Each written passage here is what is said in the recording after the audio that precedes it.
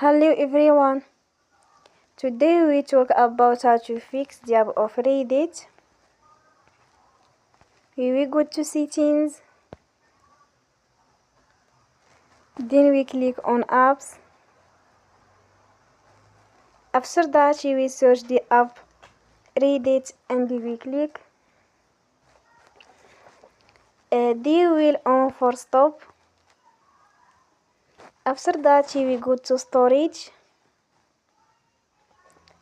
Then we click on clear cache.